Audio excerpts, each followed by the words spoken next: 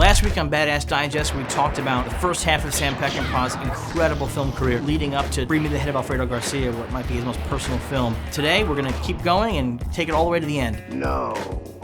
My name is Devin Faraci, and this is Badass Digest.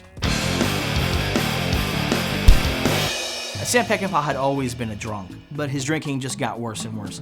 This was the time in Hollywood where pretty much people could behave however they wanted. Peckinpah had lived in Malibu, which at the time was sort of this weird secret area of Hollywood where the stars went to live on the beach. It was a little bit run down, it was kind of party central, which brings us to Bring Me the Head of Alfredo Garcia.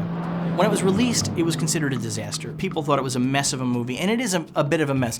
Peckinpah's best films have this precision editing. Peckinpah was one of the first guys to sit down in an editing room and understand that a shot could be a frame too long. Alfredo Garcia is a little bit looser. It's boozier. The whole film feels like you're in the middle of a day drink, like you've been drinking since 11 a.m. and it's like 5:30 right now. The basic premise for Bring Me the Head of Alfredo Garcia is absolutely brilliant. What if a gangster wanted to kill a guy, but our hero knows the guy the gangster wants to kill is already dead?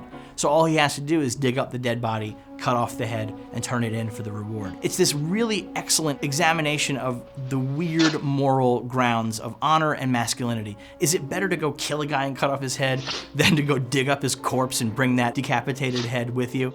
The character of Benny is played by Warren Oates. Oates based the character heavily on Sam, going so far, legend tells us, is actually wearing Sam's sunglasses in character as Benny. So Benny and his girlfriend, played by Isabella Vega, go on the road to find the corpse of Alfredo Garcia. It really is almost hallucinatory in the way that it works out. It's this character, Benny, in this white suit that progressively gets dirtier as the film goes on, sort of representing what's happening to Benny's soul as he goes after this $1 million. It's an ugly movie. I can understand why film critics at the time hated it. It's almost offensive in how squirmy and gritty and gross it is. But I think it's also an exhilarating movie. And it's a movie that in the 21st century, I believe that we're finally ready for films that come from the darkest, dirtiest corners of filmmakers' hearts. And this does come from the most cancerous section of Sam's soul. What happened next was Sam ended up making a series of movies that were lesser and lesser films. It was like Cross of Iron, a World War II movie, which is a fine movie, some terrific battle scenes. But eventually Sam ended up making a movie called Convoy, the biggest hit of his career, a kind of a piece of shit. Looks like we've got us a convoy. It was banking on the trucker craze of the 70s, and this was maybe the saddest point of Sam's career. And after that, he finally went out one last film, The Osterman Weekend, which was based on a Robert Ludlum novel that he hated. By this point, Sam, who had gotten himself a pretty serious cocaine problem, was sicker and sicker on each of his final films, and finally he died in 1984, just shy of his 60th birthday of heart failure, brought on by the years and years of self-abuse. That's about when a Sam Peckinpah character dies anyway. None of the Sam Peckinpah's characters go off to retirement. They go out in a blaze of glory right around 55, 60, so it sort of makes sense that that's the way that it would go. In a lot of ways, Alfredo Garcia explores the most important themes of Sam Peckinpah's films, and it's this biblical concept. What good is it for a man to gain the world if he should lose his soul? The idea that sometimes doing the thing that makes the most sense, that makes the most profit, is not the thing that is the best for you as a person. And that really boils down to who Sam Peckinpah was in a lot of ways, and why he was so difficult.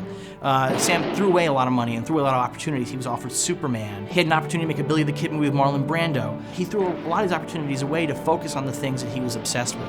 So even though the studios didn't really always get Sam, and even though audiences didn't always like what he was delivering, Sam was so influential on the next generation of filmmakers that I don't think we'd have cinema as we know it today without him. A young Martin Scorsese actually saw Wild Bunch at a press screening and walked out of it stunned. It changed his entire cinematic life. Scorsese had said that The Wild Bunch was to the 70s generation what Citizen Kane had been to everything before that. It was the movie that redefined how movies were made and the kinds of stories that you could tell in a movie. And that's every single Peckinpah movie is like that.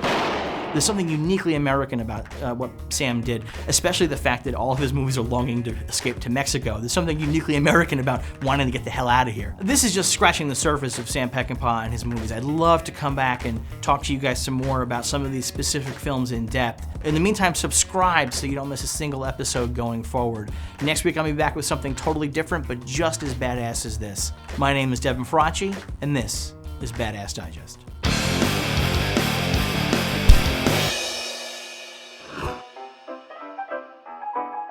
Get your film fix. Subscribe to CineFix.